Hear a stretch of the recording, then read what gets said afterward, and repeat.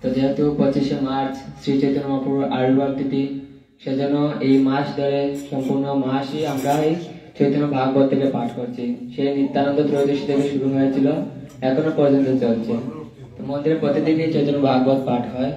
সেই ধারাবাহিকতায় আজকে পাঠ হবে চৈতন্য ভাগবতের মুকুন্দ চরিত। তো প্রথমে আমরা সবাই যারা যারা শ্লোক জানা আছে মঙ্গলাচরণ পাঠ করবেন, আর যাদের জানা নেই শ্রবণ করবেন। শ্রবণম মঙ্গলম, যারা জানেন না শ্রবণ করবেন। হরে কৃষ্ণ। ওম অজ্ঞানাতিমিরান্ধস্য জ্ঞানাঞ্জনাশলাকয়া তস্ফুরন্মিলিতং येन তস্मै শ্রী গুরুবে নমঃ।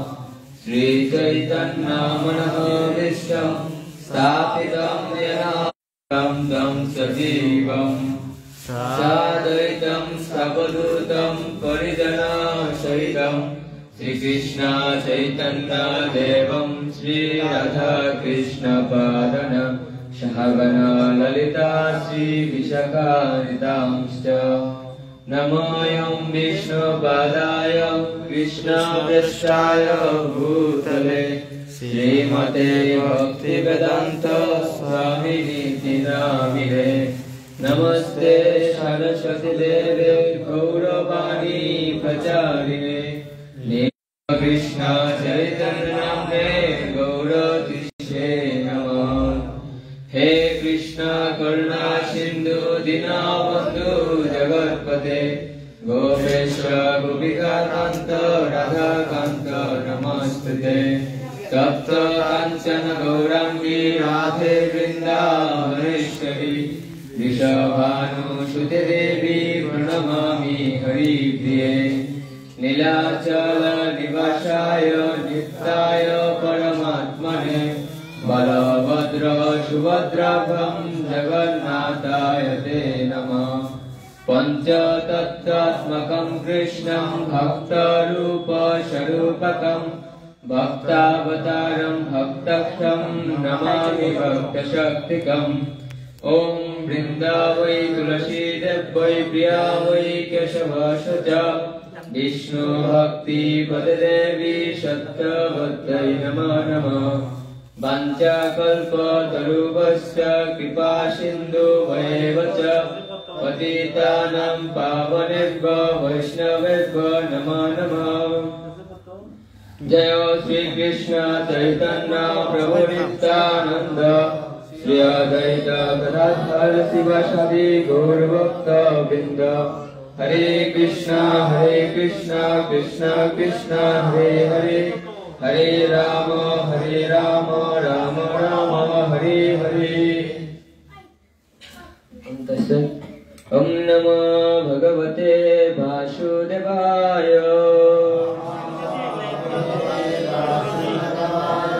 ओम नमो भगवते वासुदेवाय। ओम नमो भगवते वासुदेवाय।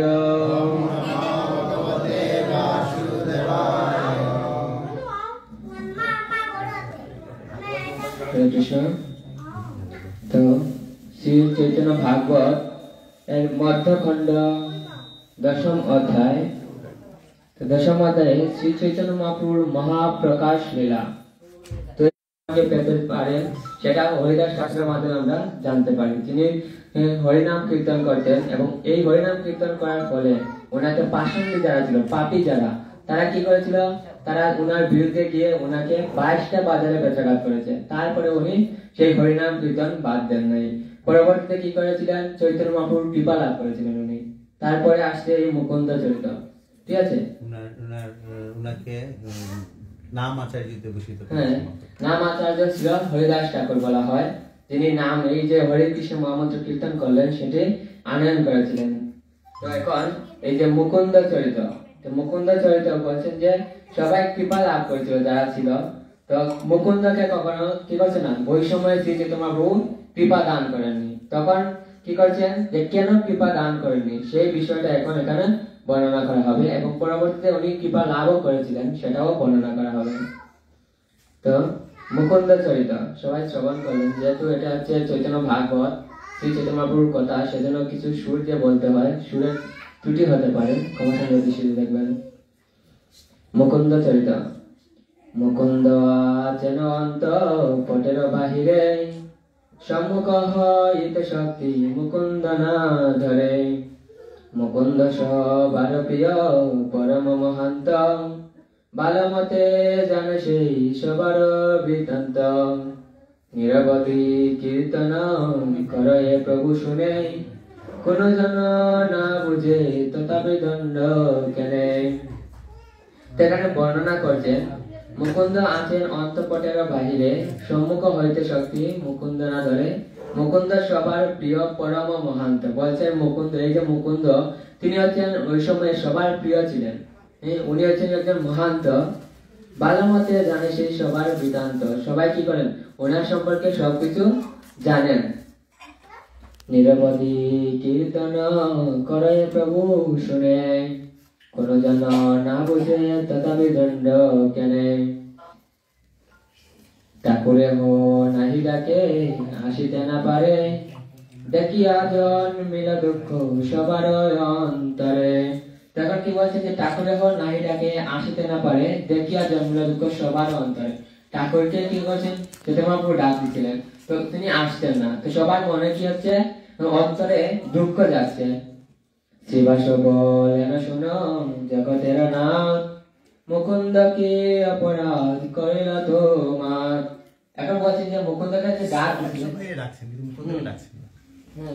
এখানে বলছেন যে শ্রী চৈতন্য মহাপ্রভু সবাইকে ডাক দিয়েছিলেন। ওই সময় যারা ভক্তবৃন্দ ছিলেন সবাইকে ডাক দিয়েছিলেন, কিন্তু মুকুন্দকে কখনো ওই সময় ডাক দেন নাই।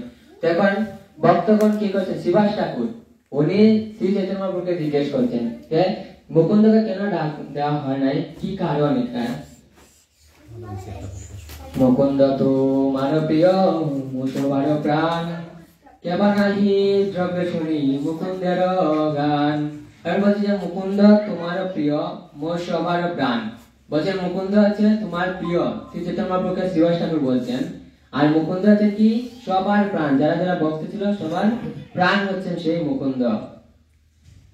ভক্তি পরায় অনসর্ব দিকে সাবধান, অপরাধ না দেখিয়া করো অপমান।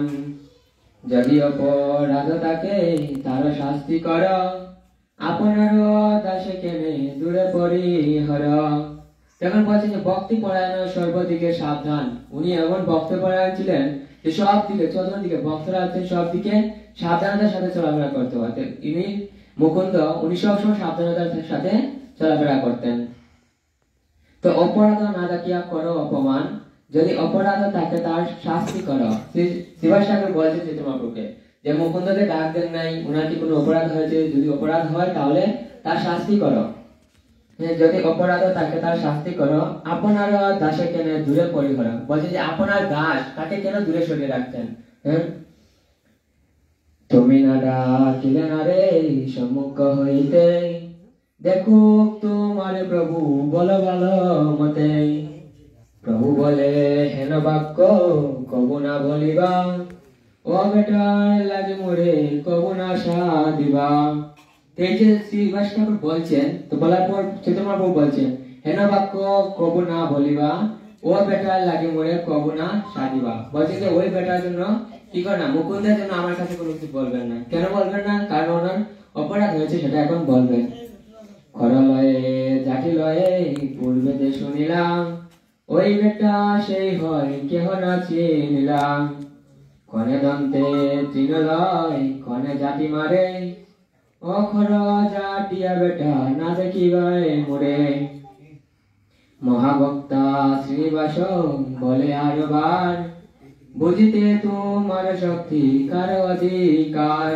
তখন বলছেন যে ওই বেটা কর লয় জাতি লয়, পূর্বে যে মুকুন্দকে কেউ চৈতন্য মহাপ্রভু বলছেন যে কর লয় লাঠি লয়।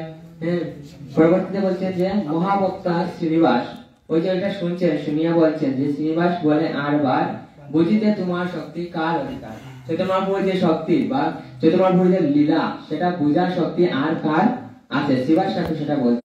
শিষ্ট পরয়েশ যাবে অদ্বৈতের সঙ্গে, ভক্তি যুগে নাচে গায়ে তিন করে জানতে। অন্য সম্প্রদায় গিয়া যখন সাম্বায় নাহি মনে ভক্তি জাতি মারে সদায়। এবার কি বলছেন যে বাসিষ্ঠ পরে যাবে অদ্বৈতের সঙ্গে ভক্ত যুগে নাচে গায়ে তিন করে জানতে। যখন ভক্ত সঙ্গে থাকেন তখন তিনি কি করেন, তখন ভক্তের সঙ্গে নৃত্য করেন, দন্তের ধারণ করে নৃত্য করেন। এখানে বলছে নাচে গায়। তারপর বলছে অন্য সম্প্রদায় গিয়া যখন সাম্বায় নাহি মানে ভক্তি, তখন ভক্তি মানেন না, না মানে কি করেন, তখন সেরকম উনার ওই যে সম্প্রদায় গেছে ওই সম্প্রদায়ের মতো চলাফেরা করেন। ভক্তি হইতে বড় আছে যে বাকানে নিরন্তর জাতি মোড়ে মারে সেই জানে। বলছে কি ভক্তি হইতে বড় আছে যা ইহা বাকানে। বলছেন যে ভক্তি থেকে বড় এখানে আর কি আছে। নিরন্তর জাতি মোড়ে মারে সেই জানে। ভক্তি স্থানে উহারও হইল অপরাধ, এতে কে উহার হইল দর্শনবাদ। হরি বল। এখন কি বলছেন, যে বলছেন নিরন্তর জাতি মারে ওই মোড়ে মারে সেই জানে। এখানে কি করছেন, বলছেন যে ভক্তিকে বাদ দিও, এখানে গিয়ে কি করেন, ভক্তিকে ঝাঁটি মারতেছেন। সেজন্য বলছেন যে ভক্তি স্থানে উহার হইল অপরাধ। মুকুন্দকে কেন ডাকবেন নাই, বুঝতে পেরেছেন আপনারা? কারণ এখানে ভক্তির কাছে কি হচ্ছে, অপরাধ হয়ে গেছে। সেজন্য মুকুন্দকে সবাইকে ডাক দিয়েছেন চৈতন্য মহাপ্রভু, কিন্তু মুকুন্দকে ডাকবেন নাই। কারণ ভগবান পুরো বলছেন যে তিনি সমস্ত পাপ, যত পাপ রাশি আছে, চৌরা গগন্নম পুরুষম নমামি, এই শ্লোকে বর্ণনা করা হয়েছে যে ভগবান পাহাড় সমান পাপ, সেই পাপটা তিনি হরণ করে নিতে পারেন। কিন্তু যদি কারো জন্য অপরাধ হয়ে যায় তখন তিনি সেটা মাফ করতে পারেন না, ক্ষমা করে দিতে পারেন না। সেজন্য অপরাধ যার চরণে হয়েছে উনার চরণে গিয়ে ক্ষমা ভিক্ষা চাইতে হয়। যদি উনি ক্ষমা করেন তাহলে আমরা ক্ষমা পাবো, যদি উনি ক্ষমা না করেন ভগবান আসলেও সেখানে ক্ষমা পাবেন না। সেজন্য এখানে বলছেন যে উনার কি অপরাধ হয়েছে না, উনার ভক্তির কাছে অপরাধ হয়েছে, ভক্তি স্থানে হইল অপরাধ, এতে উহার হইল দর্শনবাদ। এই যে এর জন্য ভক্তি স্থানে অপরাধ হওয়ার জন্য তাকে কি করে নেই, চৈতন্য প্রভু ডাকতেন নাই। মুকুন্দ শুনয়ে সব বাহিরে তাকিয়া না পাইব দর্শন শুনিলেন হিয়া। এখন বলছে যে মুকুন্দ উনি তো বাইরে ছিলেন, তো উনি এই যে কথোপকথন সেখানে শুনছেন, যে মুকুন্দ শুনে সব বাইরে তাকিয়ে, বাইরে থেকে উনি শুনতেছেন যে ভগবান বলছেন তার কোন স্থানে অপরাধ হয়েছে। না পাইব দর্শন শুনিলেন হিয়া, যখন এটা শুনছেন যে দর্শন পাবে না, যে তোমরা না করে দিয়েছেন যে মুকুন্দকে আমি দর্শন দেব না। কেন দেব না, কারণ তার ভক্তি স্থানে অপরাধ হয়েছে। গুরু উপরুদেব করবে না মানিল ভক্তি, সব জানে মহাপ্রভু চৈতন্যের শক্তি। তো বলছেন যে গুরু উপরুদেব পূর্বে না মানিল ভক্তি, পূর্বে ভক্তি মানেন নাই, সব জানে মহাপ্রভু চৈতন্যের শক্তি। মহাপ্রভু সবকিছু জানেন। মনে চিন্তে মুকুন্দ পরম ভাগবত, এ দেহ রাখিতে মোর না হয় জগৎ। হরে কৃষ্ণ, হরি বল।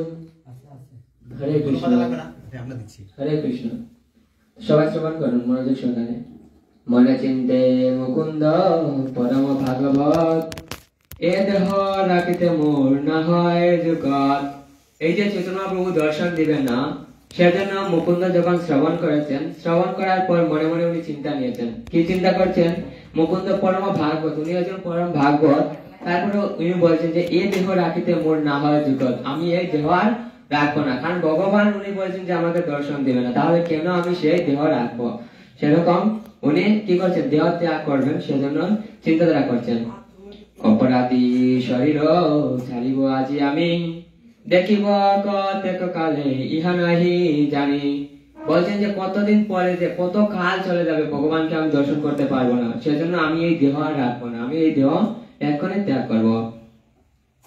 মুকুন্দ বলেন শুনো ঠাকুর শ্রীনিবাস, কবু কি দেখি মুই বল প্রভু পাশ।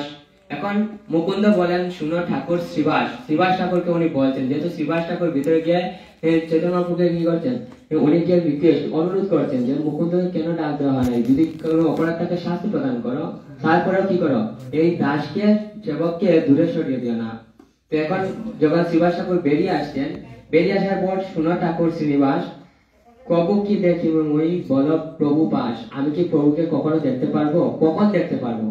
তো মুখ কান্দয়ে মুকুন্দ হই অজুর নয়নে, মুকুন্দের দুঃখে কান্দে ভাগবত গণে। কারণ সবার প্রিয় হচ্ছেন গিয়ে মুকুন্দ।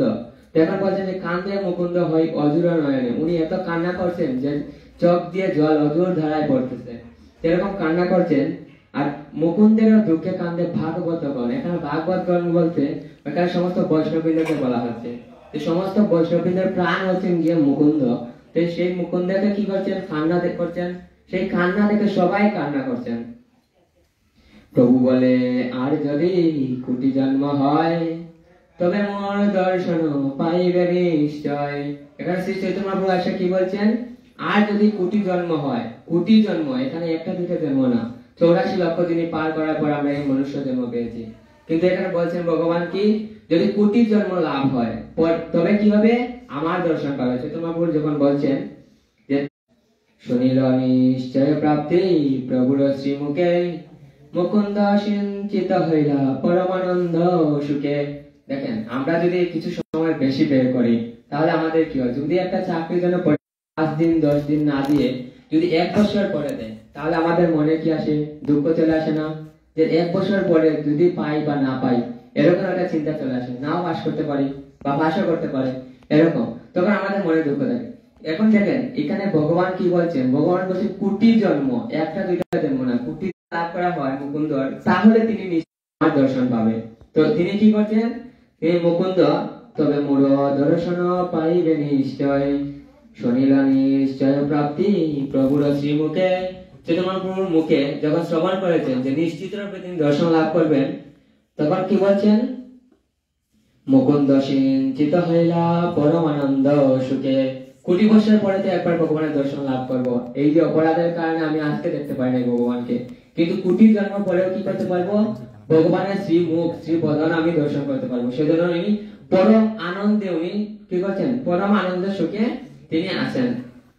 পাইব পাইব বলে করে মহানৃত্য, প্রেমেতে বিহব বল হইলা চৈতন্যের বৃত্ত। তেমন বলছেন এই যে আনন্দ, কোটি জন্ম পরেও আমি ভগবানকে দেখতে পারবো, ভগবানের দর্শন লাভ করতে পারবো, সেজন্য উনি পাইব পাইব বলে করে নৃত্য।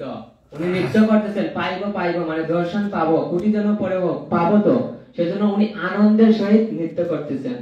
প্রেমেতে বিহব বলা হইলা চৈতন্যের বৃত্ত, চৈতন্যের যে দাস মুকুন্দ, উনি কি করছেন? সেই প্রেমেতে বিহব বল হয়ে পড়েছেন, বিভোর হয়ে পড়েছেন।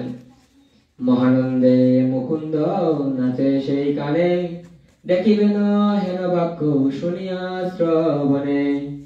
মুকুন্দে দেখিয়া প্রভু হাসে বিশ্বম্বর, আজ্ঞা হইল মুকুন্দের আনহ সত্তর। এখন কি বলছেন? মহানন্দে মুকুন্দ নাচে সেই কানে, দেখিবেন হেন বাক্য। কোটি জন্ম পরেও কি করবেন? ভগবানকে দর্শন লাভ করতে পারবেন। সেজন্য আর ওই নৃত্য যখন শ্রী চৈতন্য মহাপ্রভু কি করছে? শুনছেন যে উনি নৃত্য করতেছেন, সেই কথা ভেবে যে আমি পাইবো পাইবো একটা সময় কি করতে পারবো? দর্শন লাভ করতে পারবো। তখন শ্রী চৈতন্য মহাপ্রভু কি করেছেন? তিনি মনে মনে হাসতেছেন। চৈতন্য মহাপ্রভু হাসতেছেন, হেসে কি করছেন? আজ্ঞা হইল মুকুন্দের আনহ সত্তর। আজ্ঞা দিচ্ছেন শ্রী চৈতন্য মহাপ্রভু। কেন না? তাড়াতাড়ি নিয়ে আসো। কারণ কি? এখন বলছেন সকল বৈষ্ণব ডাকে আইসক মুকুন্দ, না জানে মুকুন্দ কিছু পাইয়া আনন্দ। প্রভু বলে মুকুন্দ ঘুচিল অপরাধ, আইসো আমার দেখো জর প্রসাদ। হরি বল হরি বল হরি বল। এখন কি বলছেন? যে আজ্ঞা হইলো মুকুন্দের আনহ সত্তর। চৈতন্য মহাপ্রভু বলছেন, আজ্ঞা দিচ্ছেন। কেন? ওনার অপরাধ শেষ হয়ে গেছে। কেন অপরাধ শেষ হয়েছে? না, উনি ভক্তি স্থানে অপরাধ করেছিলেন। পরবর্তীতে কি করেছেন? উনি পরবর্তীতে এই যে কোটি জন্ম লাভ করার পরেও ভগবানকে দর্শন করতে পারবেন। সেজন্য ওনার ভগবানের প্রতি যে বিশ্বাস, সেটা আবার পুনরায় ফিরে আসছে যে না, ভগবান নিশ্চিত রূপে বলছেন আমি কোটি জন্ম লাভ করার পর উনি আমাকে দর্শন দিবেন। এই যে বিশ্বাস এবং এই বিশ্বাসে পাইবো পাইবো বলে নৃত্য করতেছেন। এই নৃত্য করার ফলে ভগবান বলছেন যে তার অপরাধ কি হয়ে গেছে? শেষ হয়ে গেছে, অপরাধ মোচন হয়ে গেছে। সেজন্য আজ্ঞা দিয়েছেন। কি আজ্ঞা দিয়েছেন? যে না, মুকুন্দকে তাড়াতাড়ি কি করো? ডেকে আনো। তারপর কি বললেন? সকল বৈষ্ণব ডাকে আইসক মুকুন্দ, না জানে মুকুন্দ কিছু পাইয়া আনন্দ। না জানে কি যে আনন্দ পাইয়া মুকুন্দ কি করছে? নৃত্য করতেছে। তো প্রভু বলে মুকুন্দ ঘুচিল অপরাধ, আইসো আমার দেখো দরহ প্রসাদ। কি বলছেন যে আইসো, আইসা আমাকে দেখো। মুকুন্দকে শ্রী চৈতন্য মহাপ্রভু বলছেন প্রভুর আজ্ঞায় সবে আনিলা ধরিয়া পরিল মুকুন্দ মহাপুরুষ দেখিয়া। সবাই কি করছেন তখন শ্রী চৈতন্য মহাপ্রভুর যে আজ্ঞা, সেই আজ্ঞায় ধরহ আনি প্রসাদ, ধরহ মুকুন্দকে ধরে নিয়ে আসো যখন বলছেন, বলার পর যে প্রভুর আজ্ঞায় সবে আনিল ধরিয়া নিয়ে আসছেন। বাইরে ছিলেন মুকুন্দ, ওনাকে ঘরের ভিতরে নিয়ে আসছেন। আসার পর পড়িল মুকুন্দ মহা পুরুষ দেখিয়া। শ্রী চৈতন্য মহাপ্রভুকে যখন দর্শন করেছেন, দর্শন করার পর মুকুন্দ ওনার চরণে পড়ছেন। প্রভু বলে উঠো উঠো মুকুন্দ আমার, তিলার দেখো অপরাধ নাই কত তোমার। এখন বলছেন শ্রী চৈতন্য মহাপ্রভু বলছেন যে যেহেতু দণ্ডবত প্রণাম করছেন, তখন বলছেন যে উঠো উঠো মুকুন্দ, তিলার দেখ, মানে তিল পরিমাণ, তিল তো দেখেছেন সবাই, সেই তিল পরিমাণ এখন কি নেই, মুকুন্দের অপরাধ নেই। তিনি বলছেন সঙ্গ দোষ তোমার সকল হইল ক্ষয়, তোর স্থানে আমারও হইল পরাজয়। কোটি জন্মে পাইবা হেন বলিলাম আমি, তিলার দেখে সব তাহা গুচাইলে তুমি। বল এখন বলছেন যে সঙ্গ দোষ তোমার সকল হইল ক্ষয়। সঙ্গ দোষ বলছেন যে সঙ্গ দোষে লোহা ও জলে বাসে। তো এখন বলছেন এখানে চৈতন্য প্রভু বলছেন যে সঙ্গ দোষ তোমার হইল ক্ষয়, সঙ্গ দোষ তোমার সকল হইল ক্ষয়। সমস্ত অপরাধ, সঙ্গ কি বৈষ্ণব সঙ্গ লাভ করেছেন, সেজন্য বলছেন যে সঙ্গ দোষ, সেই সঙ্গ দোষ তোমার হইল সমস্ত অপরাধ ক্ষয়। এখানে বলছেন তোমার সমস্ত অপরাধ ক্ষয় হয়ে গেল, তোর স্থানে আমার হইল পরাজয়। ভগবান বলছেন মুকুন্দের স্থানে কি হয়েছে, ভগবানের পরাজয় হয়েছে। কোটি কোটি জন্মে পাইবা হেন বলিলাম আমি, তিলা দেখি সব তাহা গুচাইলে তুমি। ভগবান কি বলছেন যে কোটি জন্ম লাভ করার পর নিশ্চিত ভাবে আমি বলছি যে তোমাকে আমি দর্শন দেব। কিন্তু এখানে মুকুন্দ কি করলেন না, মুকুন্দ তখন আনন্দিত হয়ে গেছেন। তো পরবর্তীতে বলছেন যে কোটি জন্মে পাইবা হেন বলিলাম আমি, আর তিলার দেখো, মানে তিল পরিমাণ সময়ের মধ্যে তুমি কি করেছো, তুমি আমাকে দর্শন লাভ করেছো। এটা কিভাবে সম্ভব? তো এখানে বলছেন অব্যর্থ আমার বাক্য তুমি সে জানিলা, তুমি আমার সর্বকালে হৃদয় বান্ধিয়া। আমার গায়ন তুমি থাকো আমার সঙ্গে, পরিহাস পাত্র সঙ্গে আমি কইল রঙ্গে। সত্য যদি তুমি কোটি অপরাধ কর, সে সকল মিথ্যা তুমি মোর প্রিয় ধীর। হরি বল। এখন কি বলছেন যে অব্যর্থ আমার বাক্য তুমি সে জানিলা। অব্যর্থ ভগবানের যে বাক্য, সেই বাক্যটাকে কি করে দিচ্ছেন, সেই বাক্যটা সম্পূর্ণভাবে বাদ দিয়ে কি করছেন, চৈতন্য মহাপ্রভুর যে বাক্য তুমি কোটি জন্ম লাভ করার পর আমাকে দর্শন করবে। মুকুন্দ কি করেছেন, মুকুন্দ তিনি ভগবানের কাছে এতটুকু শরণাগত হয়েছিলেন এবং এতটুকু আনন্দ হয়েছিলেন যে কোটি জন্ম পরে দর্শন লাভ করবেন, সেজন্য আনন্দ দেখে তিনি আর রাখতে পারলেন না। অপরাধটা গুছাইয়া কি করছেন, তিল পরিমাণ সময়ের মধ্যে ভগবান মুকুন্দকে দর্শন লাভ করে দিয়েছিলেন। তখন বলছেন যে সর্বকালে তুমি হৃদয়ে বান্ধিয়া। ভগবানের ভক্ত তো, সেজন্য ভগবানের ভক্তকে কখনো দূরে ফেলে দেন না। বলছেন যে গতকালকে পাঠে আমরা বলছিলাম ভগবান কি করেন, ভক্তের পেছনে পেছনে সব সময় থাকেন। ভক্ত যদি ভগবানকে ছেড়ে দূরে সরে যায়, ভগবান বলছেন যে মানে তিল পরিমাণ সময় কি করে না, ভক্তকে ছেড়ে ভগবান কখনো কোথাও যান না। সেজন্য ভগবানের সামনে যদি ভক্তরা কি করে সামনের দিকে যায়, ভগবান পেছনে পেছনে যান, ভক্তকে কখনো ছেড়ে যান না। কিন্তু অভক্তের পাশে গিয়েও ভগবান দেখেন না যে সে কি করছে। ঠিক আছে, তখন বলছেন যে ভগবান কি করে, সব সময় হৃদয়ে আছেন মুকুন্দের। পরিহাস পাত্র সঙ্গে আমি কইল রঙ্গে, সত্য যদি তুমি কোটি অপরাধ করো, সে সকল মিথ্যা তুমি মোর প্রিয় ধীর। কোটি যদি অপরাধ করো, তারপরে বলছেন যে তুমি হচ্ছে আমার প্রিয়। ভক্তিময় তোমার শরীর মোর দাস, তোমার জিহ্বায় মোর নিরন্তর বাস।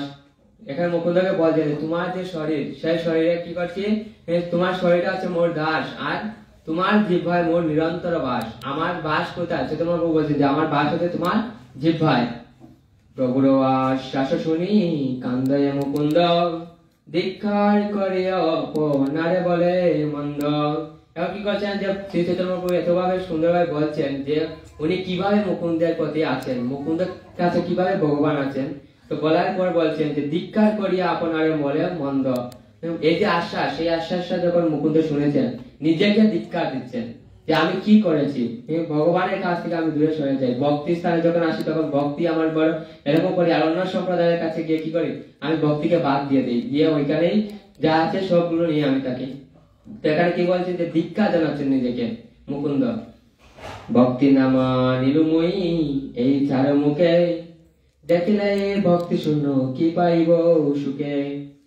বিশ্বরূপ তোমার দেখিল দুর্যোধন, যাহা দেখি বারে বেড়ে করে অন্বেষণ। দেখিয়া ওর সব অংশে মরিল দুর্যোধন, না পাইল সুখ শান্তি সুখ ভক্তি শূন্যের কারণ। হরি বল। এখানে বলছেন যে ভক্তি না মানিল মই এই চার মুখে, ওনার যে মুখ, এখানে মুকুন্দ বলছেন যে এই যে আমার যে মুখ, আপন মুখ মানে নিজের মুখ, এই মুখের কথা বলছেন যে ভক্তি না মানিল মই এই চার মুখে, দেখিলে এই ভক্তি শূন্য কি পাইব সুখে। আমি সুখ কিভাবে পাবো, আমার দিকে তাকালে তো ভক্তি শূন্য, ভগবান দেখে যে ভক্তি শূন্য। তো বিশ্বরূপ তোমার দেখিল দুর্যোধন। এখন আমরা পাচ্ছি যে দুর্যোধন শুধু অর্জুন দেখেন নাই, এই যে কুরুক্ষেত্র রণাঙ্গনে যখন যুদ্ধ হয়েছিল তখন কিন্তু শ্রীকৃষ্ণ উনার বিশ্বরূপ দর্শন করেছিলেন অর্জুন, কিন্তু এখানে বলছেন যে দুর্যোধন কি করেছিলেন, বিশ্বরূপ দর্শন করেছিলেন। ঠিক আছে, তো যাহা দেখি বারে বেদে করে অন্বেষণ, বেদে যাতে যার বিশ্বরূপ দর্শন করার জন্য সমস্ত ভক্তগণ কি করে, ভগবানের বিশ্বরূপ দর্শন করার জন্য চেষ্টা করে, কিন্তু সেটা পায় না, খুঁজতেছে কিন্তু পাচ্ছে না, কিন্তু দুর্যোধন সেটা লাভ করেছিল। দেখি ওর সব অংশে মরিল দুর্যোধন। দুর্যোধনের সব অংশে কি হয়েছিল, দর্শন করেছে ভগবানের সেই বিশ্বরূপ, তারপরে তার সব অংশ কি হয়েছিল, তার সব অংশ মরিল, না পাইল সুখ ভক্তি শূন্যের কারণ। সে কোনো সুখ পায় নাই। দুর্যোধন কি সুখ পেয়েছিল, সুখ পায় নাই। সেখানে কি করেছিল, সে মারা গেছিল। সব অংশে শুধু সে না, তার বংশে যারা যারা ছিল তার সবাই কি করেছে, মারা গেছে। তো তার কারণটা কি, কারণ তার মধ্যে কি ছিল না, ভক্তি ছিল না। তার মধ্যে কি ছিল না, ভক্তি ছিল না। সেজন্য ভক্তির মহিমা অনেক। তো এখানে বলছেন যে সে ভক্তি ছিল না, তার কারণে তার বিশ্বরূপ দর্শন করার পরেও সে কি করেছে, মৃত্যুবরণ করেছে। হেন ভক্তি না মানিল আমি চার মুখে, দেখিলে কি হইব আর মোর প্রেম সুখে। যখন চলিলা তুমি রুক্মিণী হরণে, দেখিলে নরেন্দ্র তোমা গুরুর বাহনে। তখন কি বলছে, যখন চলিলা তুমি রুক্মিণী হরণে, দেখিলে নরেন্দ্র তোমা গুরুর বাহনে। নরেন্দ্র কি করেছেন, যখন রুক্মিণী দেবীকে হরণ করে চলছেন, তখন নরেন্দ্র কি করছেন, তোমার গরুর বাহনে, দেখছেন যে গরুর বাহনে কি করছেন, তুমি নিয়ে আসছিলে। অভিষেকে হইল রাজ রাজেশ্বর নাম, দেখিল নরেন্দ্র সব জ্যোতির্ময় ধাম। ব্রহ্মাদিদে কিতে যাহা করে অবিলাস, বিদর্ভ নগরে তাহা করিলা প্রকাশ।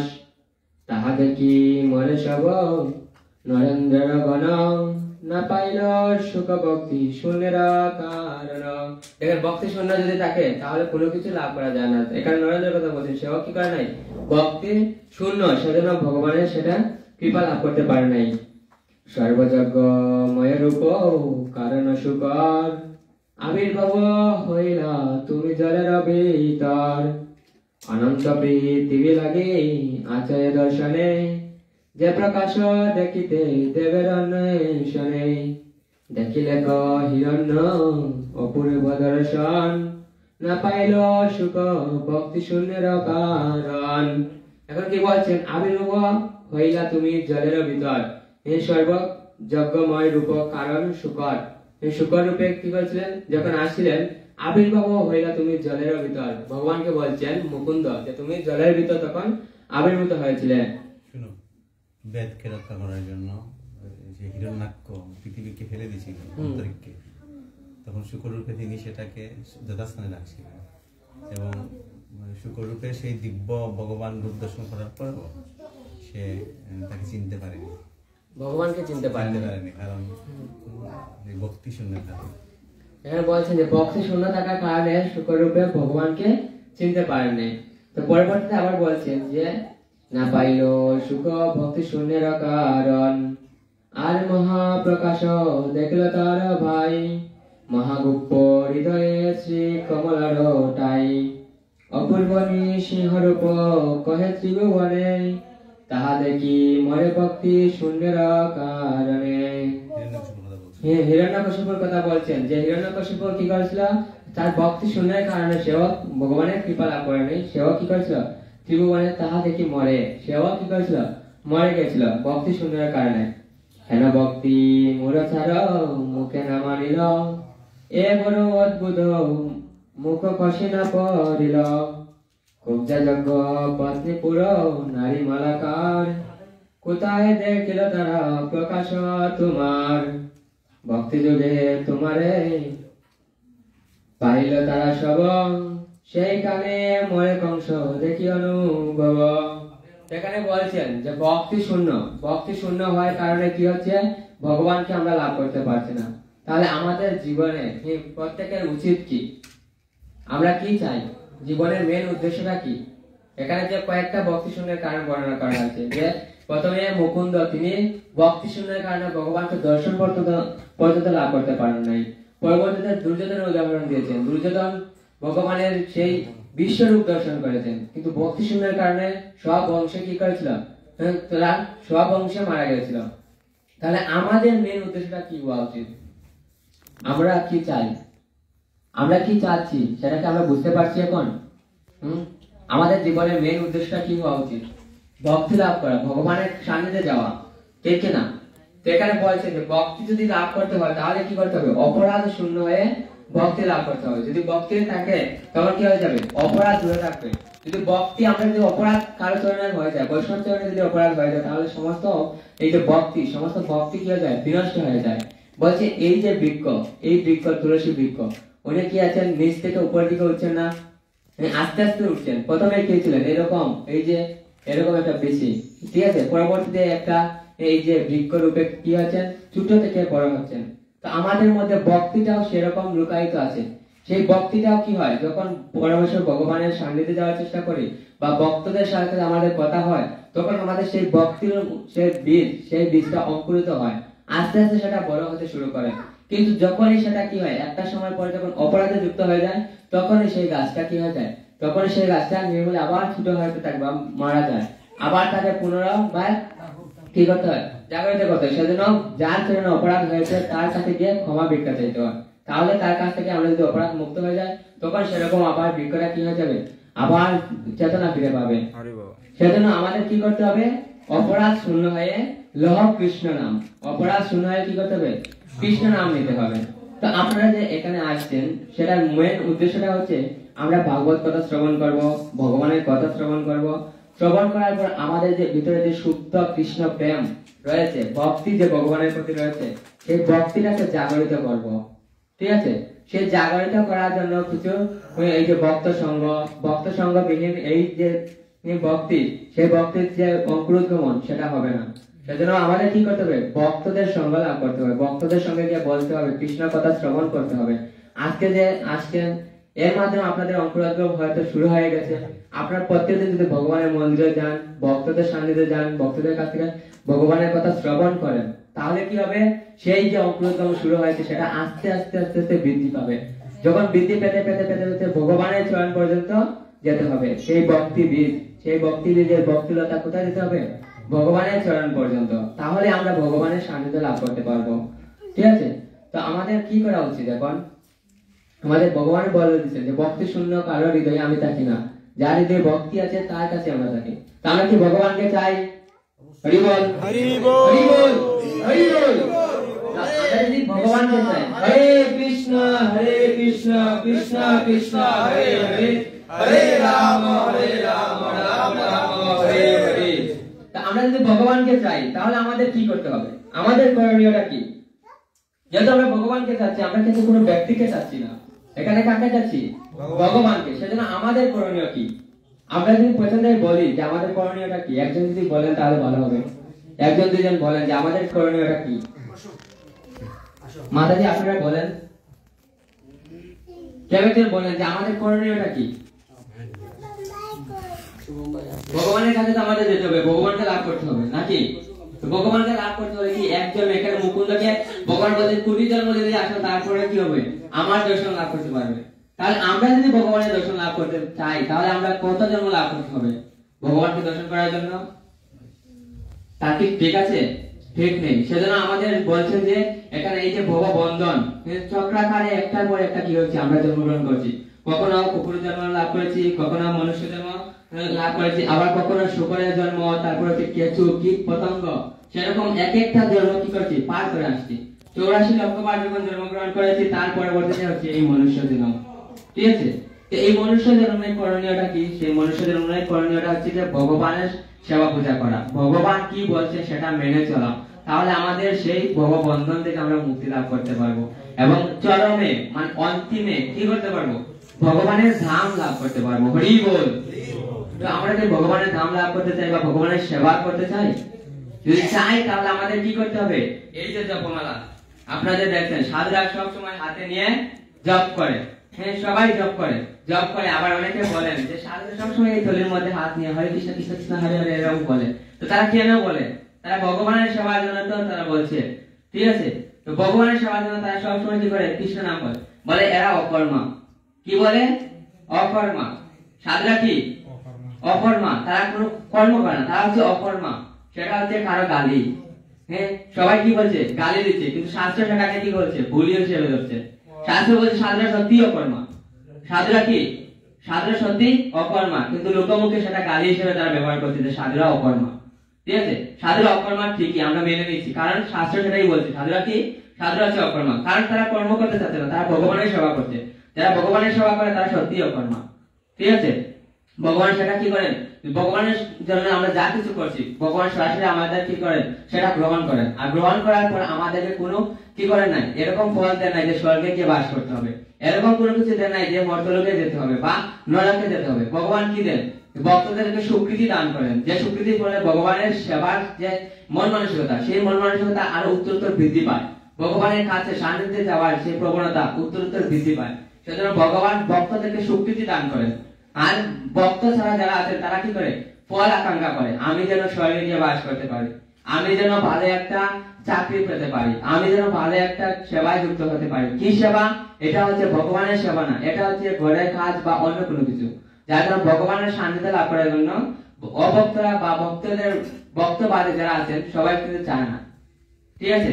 সেজন্য ভগবানের কাছে যদি আমরা যেতে চাই তাহলে আমাদের কি করতে হবে? ভগবান যা বলছেন সেটা আমরা গ্রহণ করতে হবে। তো ভগবান শাস্ত্রে বলছেন 4টা বিধিনিষেধ পালন করার জন্য।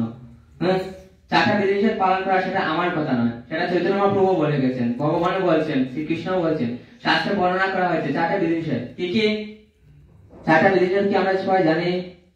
একজন প্রভু বলেন 4টা বিধিনিষেধ কি? আমিষ আহার বর্জন। সবাই বলবেন আমিষ আহার বর্জন।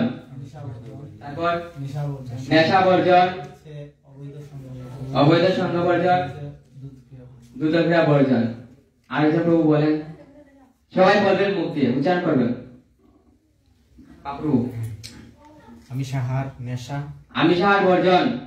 দ্রুতক্রিয়া, অবৈধ সঙ্গ। সবাই বলেন আমিষ আহার বর্জন, নেশা বর্জন, দুধক্রিয়া বর্জন, অবৈধ সঙ্গ বর্জন।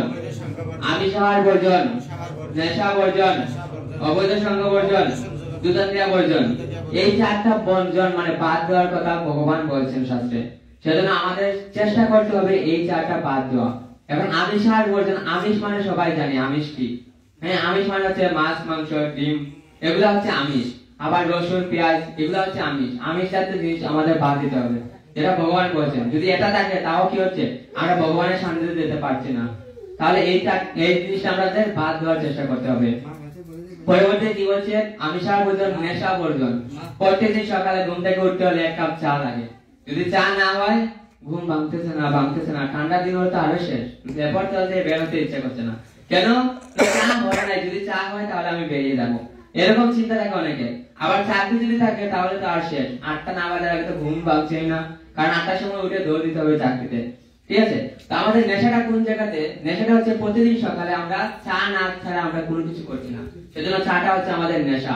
সন্ধ্যার সময় স্টুডেন্টরা যদি পড়তে বসে, তাও মাকে আগে বলে মা এক কাপ চা দাও, চা খেয়ে পড়তে বসবো, সেটা হচ্ছে নেশা। ঠিক আছে, সেজন্য নেশা শুধু এটা না, চা না, শুধু বলছেন যে বিড়ি, সিগারেট, আফিম, এগুলো সবকিছু হচ্ছে কি নেশা জাতীয়। সেজন্য এগুলাকে বাদ দিয়ে দিতে হবে। তারপর কি বলছেন, আমিষাহার বর্জন, নেশা বর্জন, তারপরে দুধক্রিয়া বর্জন। দুধক্রিয়া মানে হচ্ছে কি এই যে জুয়া পাশা খেলা, কোন টাকার মাধ্যমে বিনিময়ে যদি খেলা হয়, সেটা ক্রিকেট খেলা, ফুটবল খেলা বা এরকম যে কোনো খেলা হতে পারে, সেগুলা কি, সেগুলা হচ্ছে দুধক্রিয়া, সেগুলা বাদ দিয়ে দিতে হবে। তাহলে কি করবেন, ভগবান আমাদের সান্নিধ্য আসবেন বা ভগবান আমাদেরকে কৃপা দান করবেন। তারপরে কি বলছেন, আর এটা কি, অবৈধ সঙ্গ বর্জন, বিবাহ বহির্ভূত কোনো সঙ্গ করা যাবে না। তাহলে কি হবে, ভগবান আমাদেরকে যদি কোনো বিবাহিত বহির্ভূত কোনো সঙ্গ লাভ করি, তাহলে ভগবান আমাদের প্রতি রুষ্ট হয়ে যান। হ্যাঁ, আর যদি আমরা সেটা না করি, তাহলে ভগবান আমাদের কৃপা দৃষ্টি প্রদান করেন। হরি বল।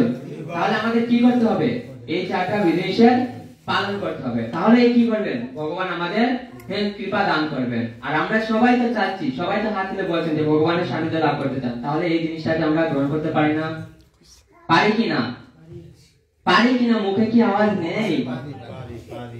হরি বল। আমাদের কি আওয়াজ কমে গেছে? একটু পর প্রসাদ আছে, আপনারা কি প্রসাদ পেতে চান? তাহলে একটু পর প্রসাদ আছে। হরি বল। সেরকম বলেন, আমরা কি আমিষাহারটা বাদ দিতে পারি না? পারি কিনা? সবার মুখে তো আসতেছে না। ভগবানের কথাই তো আস্তে আস্তে স্লো, যেটা সম্ভব না সেটা কি এরকম যে অসম্ভব? আমরা কি মানুষ না আপনাদের মতো? তাহলে আমরা কি বাদ দিচ্ছি না? আমরা কি পারছি না? আমাদের কি দেহ একদম অকেজ? হ্যাঁ, মাছ মাংস খাচ্ছি না সেজন্য আমাদের দেহ কি অকেজ হয়ে গেছে? সেটা তো না। তাহলে আমরা কেন পারছি না? তার কারণটা কি, সেটাকে আমরা জানতে পারি কারো মুখ থেকে? কারো মুখ থেকে জানতে পারি কেন আমরা পারছি না? অভ্যাসের কারণে। হরি বল। একজন বলছে যে অভ্যাসের কারণে, অন্য কেউ আমরা জাগতিক সংসারের মানুষেরা আমরা মোহের মধ্যে আছি, এর জন্য আমরা এগুলো থেকে। হরি বল। এটা একটা কিন্তু উপলব্ধি যে আমরা মোহের মধ্যে আছি, সেজন্য আমাদের মোহ থেকে বের হয়ে আসতে হবে। ঠিক আছে, আর অন্যজন আর কোন সমস্যা আছে সেরকম না? তাহলে আমরা কেন পারছি না? আপনাদের মতো, আপনাদের যেরকম 2টা হাত আছে, আমাদেরও 2টা হাত আছে, 5টা আঙ্গুল আছে, তারপরে এই হাতে 5টা আঙ্গুল আছে, এরকম তো সমান সমান, সবকিছু সমান, সমান কিনা? তাহলে কেন আমরা পারছি না? আমাদের উচিত কি ভগবানের সঙ্গ লাভ করা, ভগবানের কাছে যাওয়া, নাকি অন্য কোনো কিছু? তাহলে আমাদের চেষ্টা করতে হবে কি আমরা যেন সেরকম ভগবানের সেবায় যুক্ত হতে পারি। সেজন্য আমাদের আমিষাহারটা বর্জন করা উচিত। তারপর নেশা, সেটাও বর্জন করা উচিত। যদি সেটা বর্জন না করে, ভগবান আমাদের গ্রহণ করবে না। এখানে অপরাধের কারণ, তুচ্ছ অপরাধের কারণে কি করছে না ভগবান? মুকুন্দকে তিনি দর্শন লাভ করতে দিচ্ছেন না। আর আমরা কি করছি? আমরা মহা মহা অপরাধ করে ফেলছি, কারণ আমরা একজন জীব হয়ে অন্য জীবকে আমরা হত্যা করছি। হ্যাঁ, যদি এটা করি, একটা উদাহরণ দেই, কেউ মনে কিছু নেবেন না। এটা করলে ধর্মের স্তম্ভ, দয়া, সত্য। হ্যাঁ, তো প্রভু বলছেন যে ধর্মের 4টা স্তম্ভ আছে, সত্য, শৌচ, তপ, দয়া। এই 4টা স্তম্ভ যদি আমরা ধরে রাখতে চাই, তাহলে এই 4টা এই যে পালন, অবৈধ সঙ্গ বর্জন, তারপর নেশা বর্জন, এগুলো বাদ দিয়ে দিতে হবে। যদি আমিষাহার করি, তাহলে আমাদের মধ্যে কি হবে? সেই যে পশু, বাঘ কি করে? বাঘ অন্য প্রাণীদেরকে বধ করে কি করে? খায় কিনা? কাঁচা কাঁচা খায়, শুধু সিদ্ধ করে না, মানুষ সিদ্ধ করে খায়। আর মানুষ যারা আছে সবাই কি করে? কাঁচা কাঁচা খায়। হ্যাঁ, আর কি এই যে কাঁচা কাঁচা খাচ্ছে, সেজন্য তাকে বলা হচ্ছে হিংস্র প্রাণী। বাঘ কি হিংস্র প্রাণী, আর মানুষ সিদ্ধ করে খাচ্ছে, তাহলে কি সে হিংস্রের মধ্যে পড়ে না? পড়ে না? পড়ে না। তাহলে সে কিসের মধ্যে পড়েছে? তো তাহলে সে কিসের মধ্যে পড়েছে? হিংস্রের মধ্যে যদি না পড়ে, সিদ্ধ যদি না দিয়ে খায়, তাহলে সে হিংস্র। যেহেতু সিদ্ধ দিয়ে খাচ্ছে, তাহলে সে কিসের মধ্যে পড়ছে? সেও পশু হচ্ছে, কারণ বাঘ যেটা খাচ্ছে সেও তো সেটাই খাচ্ছে, তাহলে সেও পশু। তাহলে যারা সেটা গ্রহণ করছে সেটাও পশু। শাস্ত্রে সেটাই সিদ্ধান্ত দিচ্ছে, সেটা আমার কথা না, শাস্ত্রের কথা। ঠিক আছে, তাহলে আমরা কি সবাই সেরকম? সেরকম অবশ্যই না। পশু বলতে একটা ব্যাখ্যা আছে, হ্যাঁ, যার বুদ্ধি নেই তাকে পশু বলা যায়। হ্যাঁ, বাট আমরা মানুষ হিসেবে আমাদের জ্ঞান বুদ্ধি যথেষ্ট আছে, তাই পশু বলা যায় না। কিন্তু এটা বলতে পারি আমরা ধর্মের রাস্তায় নেই। আচ্ছা, হ্যাঁ, আমাদের বিবেক এখনো কাজ করতেছে না ঠিক হয়তো। অনেক সুন্দর বলছেন, পশু বলা যাবে না, শুনে বলছেন, কিন্তু মত তো বলতে পারি, পশু বলা যাবে মত তো বলতে পারি। মহাভারত হরি বল। ঠিক আছে, শাস্ত্র মত বলছে, শাস্ত্র সরাসরি বলছে না, কিন্তু মত বলে দিচ্ছে। ঠিক আছে, শাস্ত্র সেটাই বলছে যে পশু না, তারপরে মহাভারতে একটা শ্লোক আছে, হরে কৃষ্ণ, সেটা বলছি। তো তো এটা হচ্ছে একটা বিষয়। আর একটা কি, এর জন্য আমাদের যে হিংস্র মনোভাব আসছে, সেজন্য আমাদের কি হচ্ছে, আমাদের সম্পূর্ণ এই যে সত্য, শৌচ, তপ, দয়া, তার মধ্যে দয়া নামক স্তম্ভটা আমাদের নষ্ট হয়ে যাচ্ছে। কিসের জন্য? এই যে আমরা সেটা গ্রহণ করছি, তার জন্য দয়া, একজনের প্রতি আরেকজনের যে ভালোবাসা, সেই দয়াটা আমাদের নষ্ট হয়ে যাচ্ছে। এরকম আমরা যে একটার পর একটা খাচ্ছি, তারপর সত্য, শৌচ, তপ, দয়া, শৌচতা নষ্ট হচ্ছে কিসের কারণে? অবৈধ সঙ্গের প্রভাবে শৌচতা, পবিত্রতা নষ্ট হয়ে যাচ্ছে। তারপর কি সত্য, শৌচ, তপ, তপস্যাটা কি হচ্ছে? আমাদের সেরকম নেশা করার ফলে তপস্যাটা নষ্ট হয়ে যাচ্ছে। তো আমরা কি করছি, একটা একটা করে আমাদের স্তম্ভটাও নষ্ট করে দিচ্ছি এই চারটা যে বিধিনিষেধ, সেই বিধিনিষেধ না পালন করার কারণে। তো আমাদের কি করা উচিত? সেই বিধিনিষেধগুলো পালন করার চেষ্টা করা উচিত। হরে কৃষ্ণ। তারপর কি বলছেন, যে এই যে চৈতন্য মহাপ্রভু আসছেন, প্রতি ঘরে ঘরে গিয়া করো এই ভিক্ষা, বল কৃষ্ণ, ভজ কৃষ্ণ, কর কৃষ্ণ শিক্ষা। প্রত্যেকটা ঘরে ঘরে গিয়া করো এই ভিক্ষা। কি ভিক্ষা? বল কৃষ্ণ, হরে কৃষ্ণ। কি বলছেন? বল কৃষ্ণ, ভজ কৃষ্ণ। কার ভজনা করবেন? কৃষ্ণের ভজনা করবেন। বল কৃষ্ণ, ভজ কৃষ্ণ, কর কৃষ্ণ শিক্ষা। এই যে শিক্ষা, শেষটা কি? কৃষ্ণ শিক্ষা। বলছে না জড়জাগতিক কোন শিক্ষা। জড়জাগতিক সব লেখাপড়া সবকিছু মায়ার বৈভব, মায়া। আমরা জাগতিক যত লেখাপড়া করছি সবকিছু মায়া, মায়ার মাধ্যমে আমরা পরিচালিত হচ্ছি। কিন্তু যখন কৃষ্ণ শিক্ষা লাভ করবো, তখন আমরা সেই মায়ার মোহ থেকে বেরিয়ে আসবো। যদি শাস্ত্র অধ্যয়ন করি, শাস্ত্রের মাধ্যমে ভগবানকে জানতে পারবো, তাহলে আমরা সেই মায়ার গুরু অন্ধকার থেকে আমরা বের হয়ে আসিয়া বুঝতে পারবো যে ভগবান বলে একজন আছেন। তাহলে আমরা ভগবানের কাছে যাওয়ার মতো মন মানসিকতা তৈরি হবে। তো বলছেন কি চৈতন্য প্রভু, প্রতি ঘরে ঘরে গিয়া করে ভিক্ষা, বল কৃষ্ণ, ভজ কৃষ্ণ, কর কৃষ্ণ শিক্ষা। যারে দেখো তারে কহ কৃষ্ণ উপদেশ, মোরা গায় গুরু হইয়া তার এই দেশ। কি বলছেন? প্রতি ঘরে ঘরে গিয়া করে ভিক্ষা, বল কৃষ্ণ, বল কৃষ্ণ, কর কৃষ্ণ শিক্ষা। সেটা শেষ। তারপর কি বলছেন? যারে দেখো তারে কহ কৃষ্ণ উপদেশ। কার উপদেশ? কৃষ্ণ উপদেশ। যারে দেখো তারে কহ কৃষ্ণ উপদেশ, মোর আজ্ঞায়, তোমার বলে দিচ্ছেন, আমার আজ্ঞায় গুরু হইয়া তারও এই দেশ, এই দেশের সমস্ত কি করো, পাষাণী যারা আছে তাদেরকে বাদ দিয়ে কি করো, ভক্তে পরিণত করো। পাষাণী যে মনোভাব, সেই মনোভাবটা বাদ দিয়ে কৃষ্ণের যে মনোভাব, সেই মনোভাবটা সবার হৃদয়ে প্রতিস্থাপন করো। সেটাই বলছেন গুরুর এই কাজ। গুরুর কাজ হচ্ছে সেটাই, যে ভগবানকে বিমুখ হয়ে যে চলে গেছে তাকে ভগবানের রাস্তায় নিয়ে আসা। ভগবানের যে শাস্ত্র, সেই শাস্ত্র যেন আবার সে শ্রবণ করে, আবার ভগবানের কাছে ফিরে যায়। সেটাই হচ্ছে গুরুর কাজ। হ্যাঁ, গুরু সেটাই করবেন, যে মূল আজ্ঞায় গুরু হইয়া তারও এই দেশ। সমস্ত দেশে কারা আছে? পাষাণীরা আছে। সে পাষাণীরা দেন দূরে সরিয়ে দাও, দিয়ে কি করো, আমার আগে গুরু হইয়া আমার কাছে ফিরিয়ে নিয়ে আসো। ভগবান কি বলছে? আমার কাছে, মানে চৈতন্য প্রভু বলছে যে উনার কাছে যেন আমরা সবাই ফিরে যাই। তো এভাবে ভগবানের শাস্ত্রে অনেক রেফারেন্স দিচ্ছেন, যার কারণে আমরা ভগবানের কাছে যেন ফিরে যাই, অন্য কোথাও না। পশু জনিতে যদি প্রাপ্ত হয়, তাহলে পশু জনিতেই আমরা থাকবো। পশু জনি থেকে মনুষ্য জনিতে কবে আসবো সেটার কোনো ঠিক নেই। আর বলছেন একমাত্র ভগবানের সান্নিধ্যে বা ভগবানের কাছে ফিরে যাওয়ার একটা রাস্তা আছে, সেটা হচ্ছে এই মনুষ্য জন্ম। যে মনুষ্য জন্ম লাভ করার পরে আমরা সরাসরি ভগবত ধামে যেতে পারি। হরি বল। তো এটাই হচ্ছে। আর শেষে ওই যে মালাজপের কথা বলছিলাম, ভগবান বলছেন এবং প্রভুপাদও বলছেন, যিনি প্রতিষ্ঠাতা আচার্য ইসকনের, তো তিনিও বলছেন কি, ষোলমালা জপ করার জন্য। ষোলমালা যদি আমরা জপ করি, তাহলে আমাদের কি হবে? আমাদের যে মন, বলছেন যে চঞ্চলম হি মন কৃষ্ণ প্রমাদি বলবত্তরম। অর্জুন বলছেন কৃষ্ণকে, যে মন এত চঞ্চল যে আমার বায়ু যেরকম বেগে দৌড়ায়, বায়ু থেকে আরো স্পিডে কি করে আমার মনটা দৌড়াচ্ছে। সেজন্য আমি এখানে থাকার পরেও আমার পরিবারের প্রতি চিন্তা আছে, আমার ঘরের প্রতি চিন্তা আছে, আমার বিদেশে কেউ গেলে ওনার প্রতি চিন্তা আছে।